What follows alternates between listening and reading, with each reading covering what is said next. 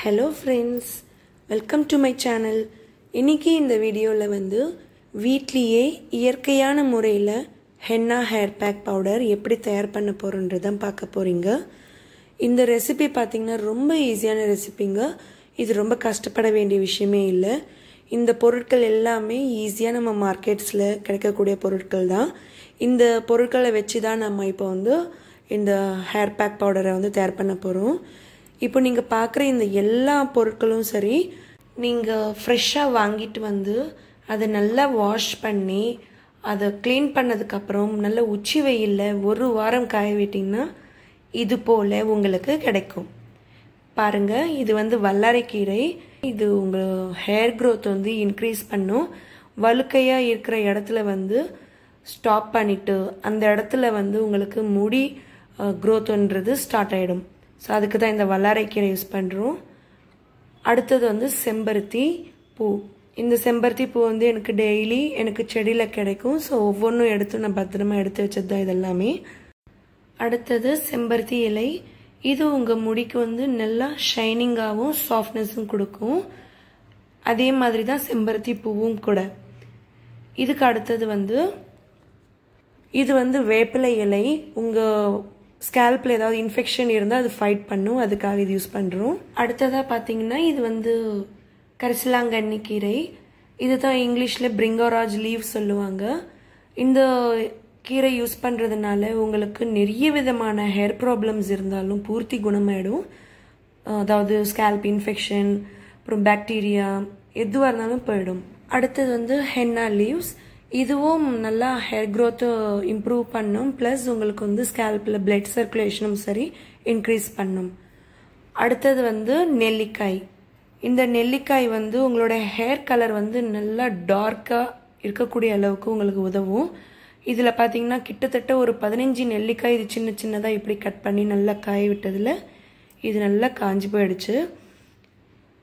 அடுத்தது வந்து துளசி.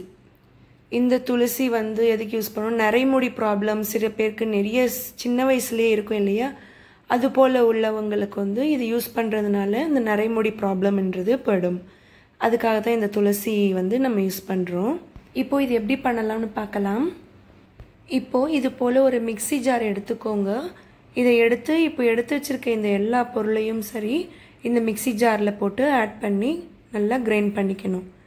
ஸோ முதல்ல நான் வந்து நெல்லிக்காயை வந்து இப்படி ஆட் பண்ணிக்கிறேன். அதுக்கப்புறம் வந்து துளசி லீவ்ஸ், அதுக்கப்புறமா கரிசலாங்கண்ணி கீரை. இதில் முக்கியமாக பாருங்கள், நீங்கள் ஜார்க்குள்ளே ஆட் பண்ணுறப்போ இதில் ஈரம் இல்லாமல் பார்த்துக்கோங்க, இல்லைன்னா கெட்டு போயிடும். அதுக்காகத்தான். இதுக்கு அடுத்தது வந்து ஹென்னா லீவ்ஸ் ஆட் பண்ணிக்கிறேன். இந்த மிக்ஸி ஜாரில் பார்த்தீங்கன்னா ஃபுல்லாக போட்டு டம்ப் பண்ணிடாதீங்க, ஏன்னா உங்களுக்கு கிரைண்ட் பண்ணுறப்போ ரொம்ப கஷ்டப்படுவீங்க.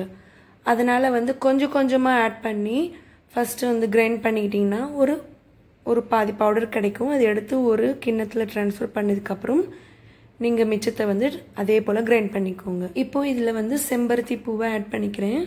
இப்போ நான் இதை மூடி போட்டு ஃபஸ்ட்டு வந்து நான் கிரைண்ட் பண்ணிவிட்டு அதுக்கப்புறம் மிச்சம் இருக்கிறதையும் நான் கிரைண்ட் பண்ணிக்க போகிறேன். பாருங்கள், இது வந்து நல்லா ஒரு ஃபைன் பவுடர் வர வரையிலும் நல்லா அரைச்சிக்கோங்க. பாருங்கள், இப்போ எனக்கு வந்து ஒரு பாதி அளவு தான் எனக்கு பவுடர் வந்து கிடச்சிருக்கு. இது கூடவே நான் இப்போது வேப்பிலை இலையை வந்து ஆட் பண்ணிக்க போகிறேன்.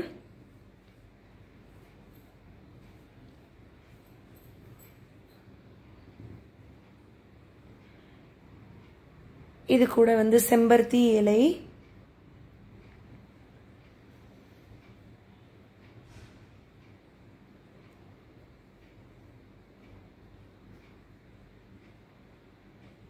அதுக்கடுத்தது பிராமி லீவ்ஸ். இதுதான் தமிழில் வந்து வல்லாரைக்கீரை சொல்லுவாங்க. இது முக்கியமாக நீங்கள் வந்து ஆட் பண்ணிக்கக்கூடிய ஒரு பொருள் சொல்லலாம். சரி, இப்போ இதை வந்து நம்ம மூடி போட்டு கிரைண்ட் பண்ணிடலாம். பாருங்கள், நான் கிரைண்ட் பண்ணி முடிச்சதுக்கப்புறம் ஆல்ரெடி இருந்த பவுடரோடு சேர்த்து இந்த எல்லா பொருட்களையும் நம்ம சேர்த்ததுனால ஸோ நல்ல ஒரு ஃபைன் பவுடர் இப்படி கிடச்சிருக்கு. எந்த அளவுக்கு ஃபைனாக இருக்குது பாருங்கள். இது நீங்கள் கிரைண்ட் பண்ணும்போதே உங்களுக்கோட வாசனையும் கூட நீங்கள் உணர்வீங்க, அவ்வளோ ஃப்ரெஷ்ஷாக இருக்கும். ஸோ இதுதாங்க ஹென்னா ஹேர் பேக் பவுடர். இந்த பேக்கோட அலோவேரா ஜெல் அப்படி இல்லைன்னா தயிர் இது போல் இல்லைன்னா டிகாஷன் அதை ஆட் பண்ணி நீங்கள் நல்லா இது ஹேரில் அப்ளை பண்ணுறப்போ ரொம்ப எஃபெக்டிவாக ஒர்க் ஆகும். என்னோட வீடியோ உங்களுக்கு ரொம்ப பிடிச்சிருந்தா மறக்காமல் ஷேர் பண்ணுங்கள், சப்ஸ்கிரைப் பண்ணுங்கள், லைக் பண்ணுங்கள், கமெண்ட் பண்ணுங்கள். தேங்க்ஸ் ஃபார் வாட்சிங். Take care. பாய்.